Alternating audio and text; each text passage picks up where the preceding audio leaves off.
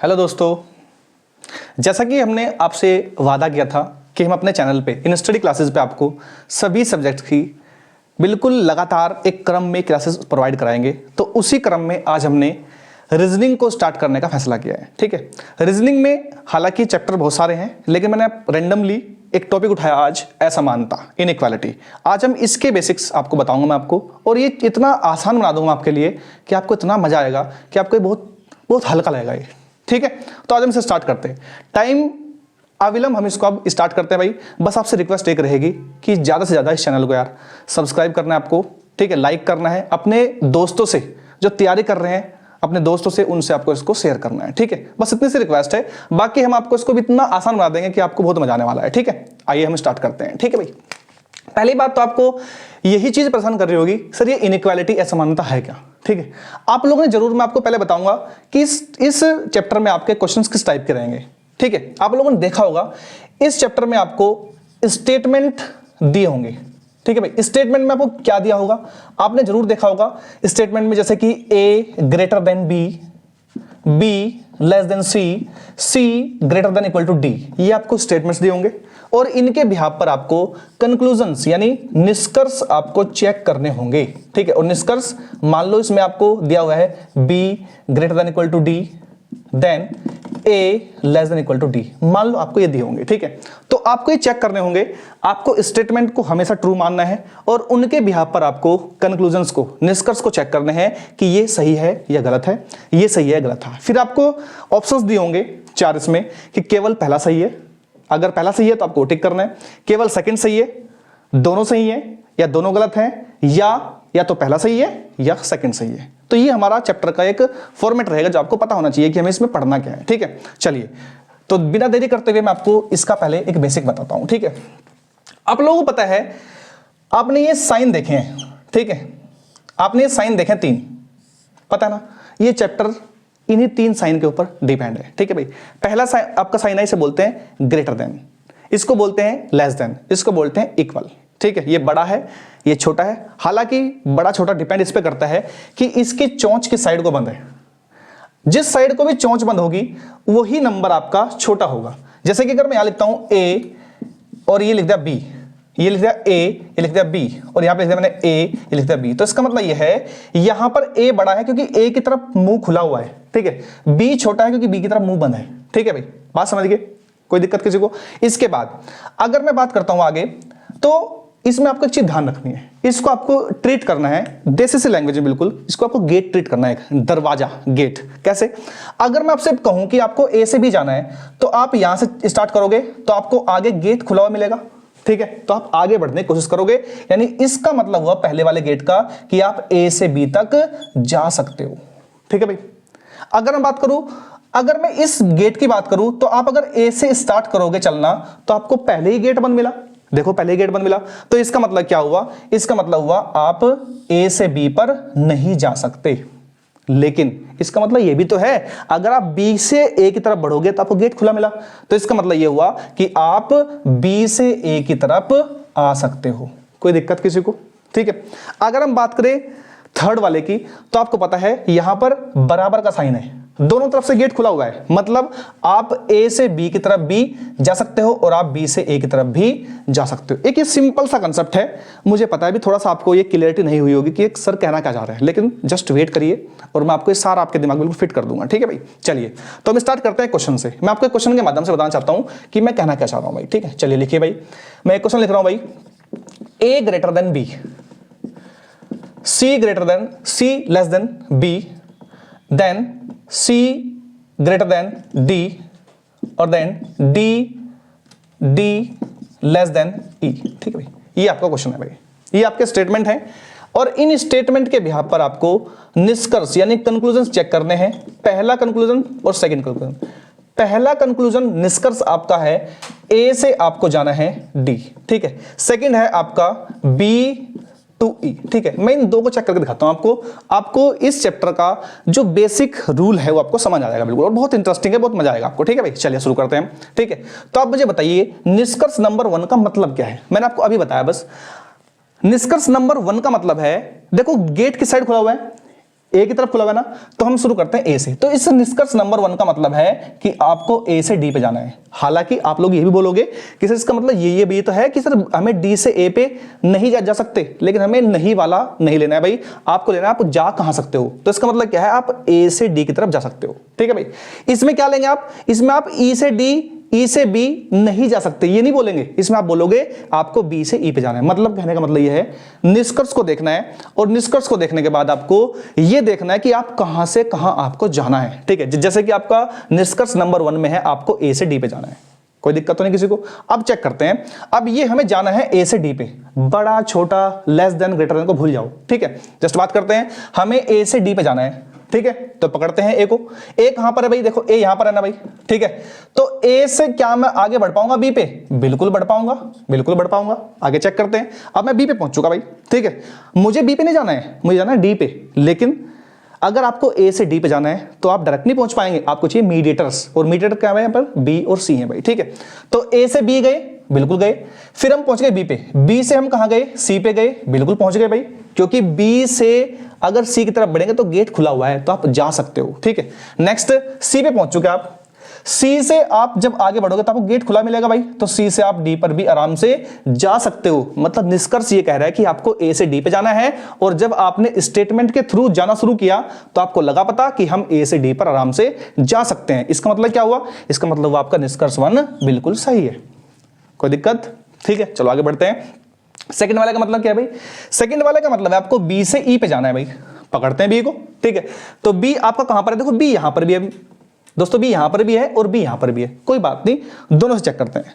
अगर मैं पहले बी को लूं तो बी से आगे बढ़ ही नहीं पाऊंगा, बी से आगे बढ़ ही नहीं पाऊंगा, तो कोई दिक्कत नहीं। तो यहां इस वाले बी का तो मुझे कोई काम नहीं है, ठीक है। लेकिन अगर मैं इस बी की बात करूं तो देखो इस बी से मैं आगे बढ़ पाता हूं, क्योंकि गेट खुला हुआ है ना, आगे गेट खुला हुआ है। तो अगर गेट खुला हुआ है तो मैं आगे बढ़ चुका हूं, तो यानी बी से मैं सी पे जा सकता हूं, कोई दिक्कत नहीं बिल्कुल भी, ठीक है। इसके बाद मैं सी पे पहुंच चुका, सी से मैं आगे बढ़ूंगा तो गेट खुला मिला मुझे, तो सी से भी मैं डी पे आगे जा सकता हूं, कोई दिक्कत वाली बात नहीं है। और मुझे डी पे रुकना नहीं है, बिकॉज डी से मुझे जाना है ई पे। तो अब देखो डी पे पहुंच चुका मैं, अब डी से मैं ई की तरफ बढ़ूंगा तो फिर से मुझे गेट खुला मिला, मतलब मैं डी से ई पर भी जा सकता हूं, यानी निष्कर्ष नंबर 2 भी आपका बिल्कुल सही है, ठीक है। अगर मैं आपसे एक निष्कर्ष और पूछता हूं, आप बताइए मुझे, थर्ड निष्कर्ष है आपका, डी से आपको जाना है मान लो आप ए पर, ठीक है। चेक करते हैं, इसका मतलब क्या है कि आपको डी से चल के ए पे जाना है, ठीक है। चेक करते हैं भाई, डी से ए, तो देखो अब चेक करते हैं भाई, डी को आप यहां पे देखो, अगर मैं डी से आगे बढ़ूंगा तो यहां पर ई पे जा सकते हैं, लेकिन आगे ई का संबंध तो यही नहीं और, ठीक है। तो हमें ई पे तो नहीं जाना भाई, ठीक है। अब बात करते हैं हम, देखो डी यहां भी है, अगर मैं डी से आगे बढ़ूंगा तो गेट बंद मिला ना आपको, चौंच बंद मिली। अगर गेट बंद मिला तो सिंपल सी बात है, हम आगे बढ़ नहीं पाएंगे, तो यानी तीसरे वाला गलत है, यानी हम डी से ए पर नहीं जा सकते। तो बिल्कुल सिंपल, बिल्कुल आसान सा कंसेप्ट मैंने आपको बताया, ठीक है। अब एक क्वेश्चन और करते हैं, आपको बहुत जल्दी ये क्लियर हो जाएगा, ठीक है भाई। मैं एक क्वेश्चन लेता हूं और आपको उसके बाद बताना है कि आपको समझ आया कि नहीं आया, ठीक है। चलिए एक क्वेश्चन है आपके लिए, ई एफ जी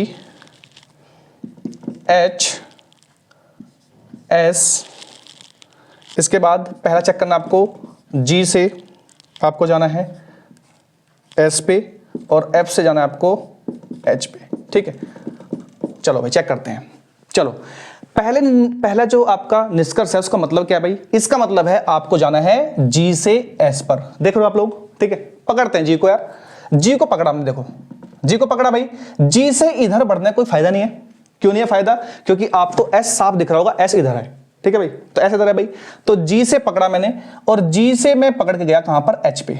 कोई दिक्कत तो नहीं, क्योंकि आपको पता है बराबर है बीच में, तो बीच से रास्ता निकल सकता है भाई, ठीक है। कोई दिक्कत तो नहीं किसी को। जैसे ही मैं एच से पहुंचा तो मुझे एच पे नहीं रुकना है भाई, मुझे जाना है एस पे। तो एच से जब मैं आगे बढ़ूंगा तो मुझे गेट खुला मिला, तो मैं आगे चला जाऊंगा भाई, चला जाऊंगा तो इसका मतलब मैं जी से एस पे जा सकता हूं, यानी बिल्कुल सही है भाई, कोई प्रॉब्लम किसी को नहीं प्रॉब्लम, ठीक है भाई। इसके बाद सेकंड की बात करते हैं हम। सेकंड का मतलब थोड़ा सा और मैं देसी से लैंग्वेज में आपको बोलता हूं, ठीक है भाई। हमें सीखने से मतलब है यार, लैंग्वेज कुछ भी हो हमें दिमाग में बिल्कुल फिट होना चाहिए, मेन मुद्दा हमारा ये है, ठीक है भाई। चलो सेकंड का मतलब क्या है भाई, सेकंड का मतलब है एच से आपको जाना है एफ पे, दिख रहा है आप लोगों को। अगर यही होता केवल, अगर मैं आपसे, चलो एक काम करता हूं, मैं ये पूछता हूं आप लोगों से, ठीक है भाई। H से आपको F पे जाना है, तो पकड़ो H को, कहां पर है, देखो H से कहां, चलो एक काम करते हैं, मैं इसको पहले इसको ही चेक करता हूं, ठीक है भाई, कोई दिक्कत नहीं है। देखो इसका मतलब क्या है भाई, इसका मतलब है H से आपको F पे जाना है, बिल्कुल। लेकिन अब ये दिक्कत करेगा, सर ये क्या है फिर, अगर देसी सी भाषा में बोलूं तो इसको मानो आप डंडा, ठीक है भाई, यानी आपको H से लेके F पे जाना है और आपको डंडा लेके जाना है भाई, ये ठीक है, डंडा लेके जाना है। पकड़ लो H को यार, कहां पर H, H ये रहा भाई। तो H से कहां गए हम, H से गए हम G पर, ठीक है, H से गए हम G पर, देखो चले भी गए, डंडा भी साथ में है। G से पहुंचने के बाद G से हम जाएंगे कहां पर, F पर, ठीक है भाई। G से F पर देखो गेट खुला मिला, चले भी गए और डंडा भी साथ में है, चले गए ना F पर। F पर पहुंचने के बाद अगर हम आगे बढ़ेंगे ना भाई, तो हम आगे तो पहुंच चुके, आगे यानी सॉरी हमें F पे जाना ना भाई, तो F पे जाना था मैं, तो देखो H से गए हम G पर, डंडा है, G से गए F पर, यहां भी डंडा है, तो यानी ये बिल्कुल सही है भाई, समझ गए, कोई दिक्कत किसी को। एक क्वेश्चन और मैं आपसे पूछना चाहूंगा, बताइए मुझे, अगर मैं पूछूं G से आपको जाना है E पर, बताओ ये सही है कि नहीं है, देखो चेक करते हैं इसको। G से आपको E पर जाना है, ठीक है, लेकिन G से E पर जाना तो है, लेकिन साथ में डंडा चाहिए भाई, ठीक है, करते हैं चेक। G को पकड़ा हमने, तो G से हम गए कहां पर, G से गए हम पहले F पर, ठीक है भाई, चले भी गए, देखो यहां से चले गए, लेकिन डंडा साथ में है, अच्छी बात है, ठीक है। लेकिन जैसे ही मैं F पे पहुंचा, तो F से जब मैं E पे जाऊंगा ना भाई, चला तो गया मैं, डंडा है कहीं पे, डंडा नहीं है भाई, ठीक है। अगर डंडा नहीं है तो यहां तो डंडा चाहिए था हमें, डंडा तो गिरा दिया, ठीक है, तो इसका मतलब ये आपका गलत हो चुका भाई, क्लियर, ठीक है। हां, अगर मैं आपसे ये पूछता हूं, चलो एक क्वेश्चन और पूछता हूं आप लोगों से इसी क्वेश्चन में, ठीक है, H से आपको जाना है E पर, ये बताओ सही है गलत है, चेक करते हैं। H को पकड़ा हमने, देखो H को, ये रहा आपका H, ठीक है भाई, H से हम गए G पर, बिल्कुल चले भी गए, डंडा भी साथ में है, आपको दिख रहा होगा भाई, H से हम G पे गए, डंडा साथ में, कोई दिक्कत नहीं है यार, डंडा बाद में देखते हैं, क्या पता गिरा दे, ठीक है भाई। तो H से गए हम G पर, डंडा साथ में है, G से गए F पर, डंडा साथ में है, चले भी गए, लेकिन जैसे ही F से मैं E पे गया ना, चला तो गया मैं, डंडा गिरा दिया, और हमें क्या मतलब है, हमें तो केवल बिना डंडे के जाना है, तो चले गए ना, तो ये बिल्कुल सही है भाई। उम्मीद करता हूं आपको समझ में आया होगा, ठीक है भाई। एक क्वेश्चन और लेते हैं हम, और इस क्वेश्चन को इस यहां पे क्लास को हम विराम देते हैं, फिर अगली क्लास में हम इसका आइदर और केस पढ़ेंगे भाई, ठीक है। चलिए एक क्वेश्चन और मैं आपसे पूछता हूं, क्वेश्चन आप लोगों के लिए,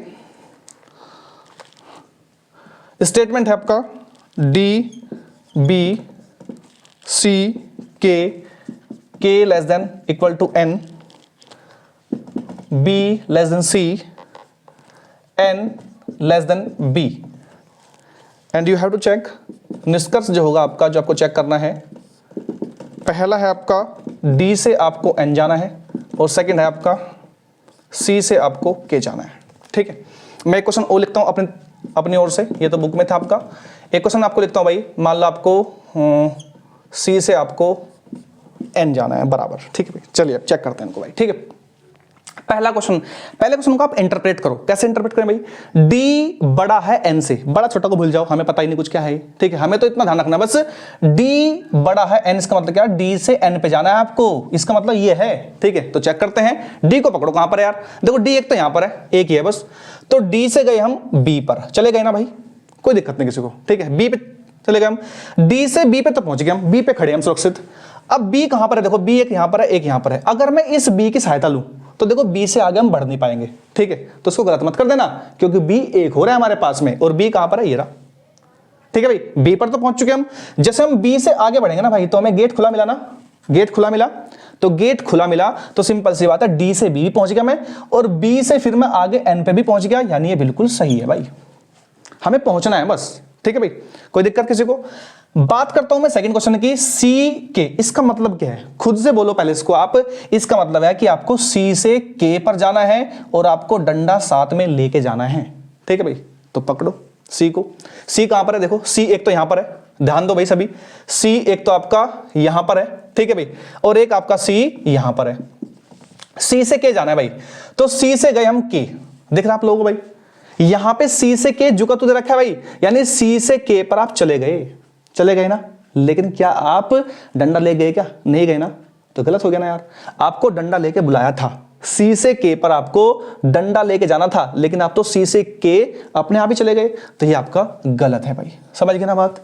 एक चीज हमेशा ध्यान रखना भाई, डंडा केवल तभी आएगा जब सब जगह डंडा हो रास्ते में, ठीक है भाई। अगर मैं कह रहा हूं ना सी से आपको के जाना है और डंडा लेके जाना है, तो ध्यान रखना सी से के तक के सारे रास्ते में हर जगह डंडा होना चाहिए, तभी आपका ये सही होगा, ठीक है भाई। समझ गए ना बात।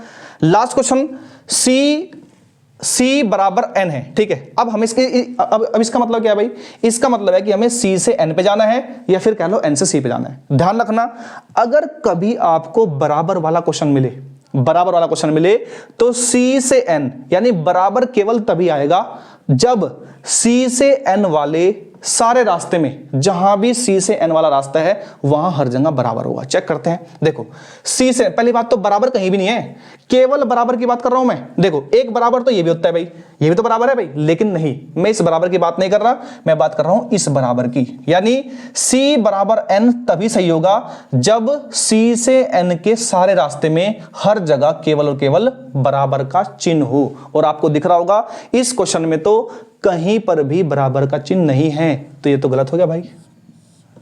कोई दिक्कत किसी को? तो मैं उम्मीद करता हूं आप लोगों को ये समझ में जरूर आई होगी भाई, ठीक है। इस इनइक्वालिटी का हम सेकंड पार्ट कल डिस्कस करेंगे, और आपको पहले इस वीडियो को बहुत ध्यान से एक बार जरूर देखना है इसको, तभी आपको सेकंड वीडियो समझ में आएगी, ठीक है भाई।